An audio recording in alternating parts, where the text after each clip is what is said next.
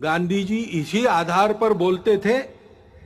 उनको सबूत की आवश्यकता पड़ी तो धर्मपाल जी ने सबूत जुटाए और आजीवन तपस्या की।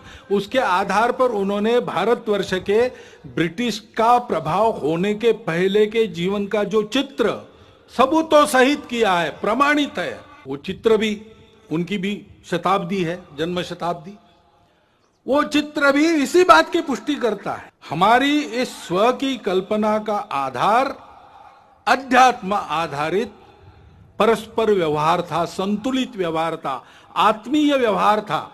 उसको हम धर्म कहते हैं और उस धर्म के उदय से सब सुखी होते हैं।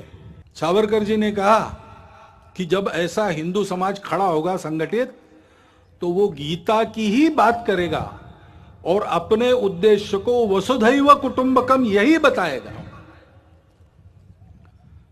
क्योंकि हम किसी को पराया मान ही नहीं सकते। ऐसा हमारा जो आध्यात्मिक राष्ट्रीयता का स्व है, वो उदय होने से दुनिया के सारे झगड़े समाप्त होंगे, खोया हुआ संतुलन वापस आएगा और ऐसा मानव धर्म उदित होगा, हिंदू धर्म उदित होगा। तो फिर परिणाम ये भी होगा कि मनुष्यों के कलहों पर जिनके दुकान चलते हैं और उनके खोए हुए संतुलन पर जो अपना उल्लू सीधा करते हैं, उनके दुकान बंद हो जाएंगे।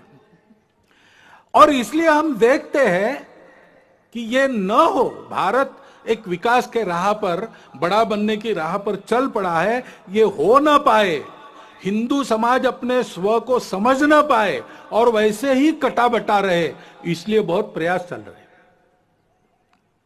जो जो भारत का है उसकी निंदा करना, जो जो भारतीय है उसकी निंदा करना, भारत के जीवन की, भारत के धर्म की, भारत की परंपरा की, इतिहास की, वर्तमान की, व्यवस्थाओं की, सबकी निंदा करना, भारतीयों के हृदय में स्वयं के बारे में ही अश्रद्धा उत्पन्न करना।